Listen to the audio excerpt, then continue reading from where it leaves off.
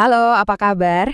Hari ini kita mau ngobrolin sesuatu yang mungkin kamu sering rasain tapi jarang banget diomongin, yaitu perasaan takut waktu mau pakai uang.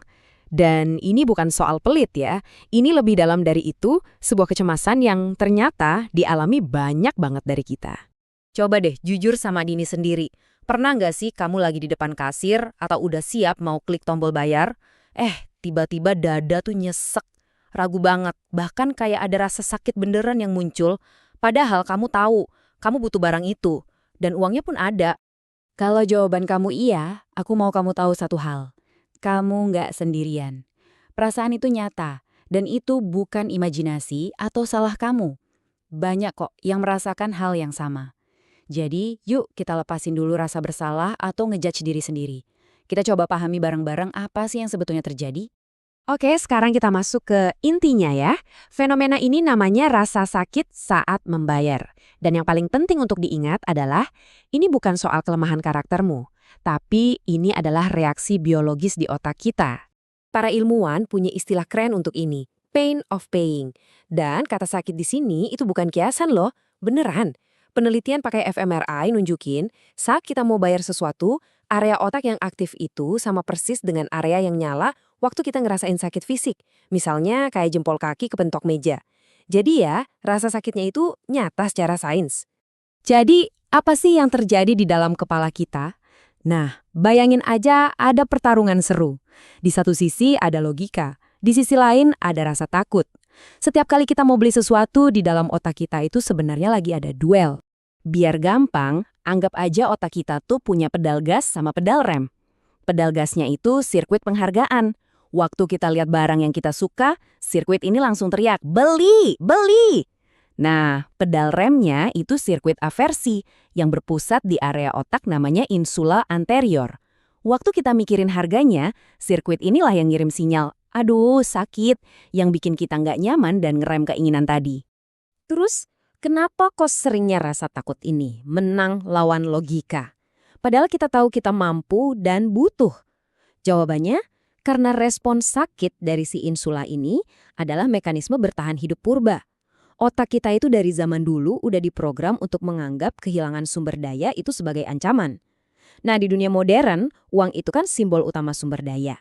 Jadi, pas uang mau keluar, otak purba kita langsung nyalain alarm bahaya, jauh lebih cepat daripada otak logika kita sempat mikir.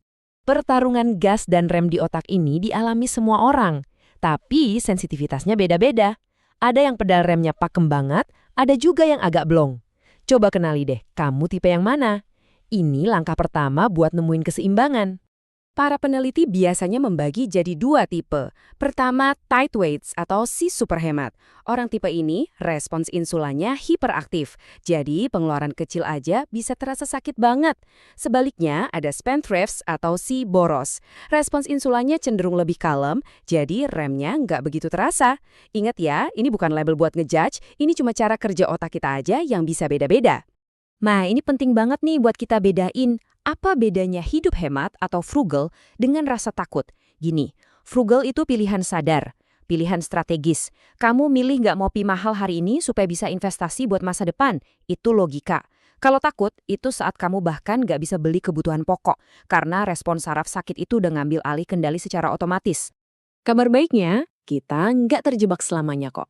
Otak kita itu fleksibel banget, bisa dilatih ulang. Jadi sekarang kita masuk ke bagian solusinya ya. Ada langkah-langkah praktis yang bisa kita coba untuk menenangkan dan melatih ulang otak kita.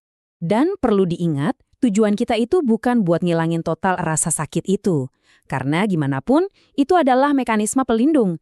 Tujuannya adalah untuk menurunkan volumenya, biar jadi lebih wajar, supaya suara logika kita bisa kedengaran lagi dan ngambil alih setir. Jadi kita bukan ngelawan otak kita mau kerjasama bareng dia. Strategi pertama kita pinjam dari Jepang, namanya kakebo. Kuncinya ada di poin nomor 2, catat pengeluaran pakai tangan di buku. Proses fisik menulis ini memaksa kita jadi lebih pelan, lebih sadar. Ini jauh lebih menenangkan sistem saraf kita daripada cuma lihat angka-angka di layar HP yang geraknya cepat banget. Strategi kedua ini bisa kamu lakuin saat itu juga, pas lagi deg-degan mau bayar. Namanya box breathing. Yuk, coba bareng-bareng. Tarik napas, hitung 1, 2, 3, 4. Tahan, 1, 2, 3, 4. Hembuskan. 1, 2, 3, 4. Tahan lagi. Lakukan beberapa kali. Teknik simpel ini bisa langsung menenangkan sistem saraf kita dan nurunin intensitas alarm sakit dari otak. Ini life hack yang cerdas banget. Kalau kamu ngerasa tipe yang super hemat, coba deh pakai metode pembayaran yang kurang sakit kayak kartu atau e-wallet, tapi khusus untuk kebutuhan penting. Sebaliknya, kalau kamu cenderung boros, biasakan pakai uang tunai untuk keinginan. Melihat uang fisik pindah tangan itu ampuh banget buat ngaktifin lagi rem di otak kamu. Pada akhirnya, semua ini membawa kita ke sebuah kesimpulan penting. Kita perlu mengubah cara kita melihat uang, bukan lagi sebagai belenggu yang bikin takut, tapi sebagai alat untuk membangun hidup yang kita mau. Kalau ada satu hal yang paling penting dari obrolan kita hari ini dia, kesadaran.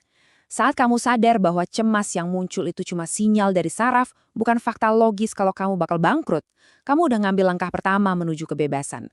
Itu bukan kamu, itu cuma sinyal dari otakmu. Dan ini membawa kita ke sebuah pemikiran yang sangat memberdayakan. Kecerdasan finansial yang sejati itu bukan berarti kita harus mengabaikan perasaan kita, tapi justru tentang kemampuan untuk mendengarkan sinyal-sinyal otak itu, memahaminya, lalu membuat keputusan sadar tanpa harus jadi budak dari reaksi otomatis kita. Jadi, sebagai penutup, aku mau ninggalin kamu dengan satu pertanyaan untuk direnungkan.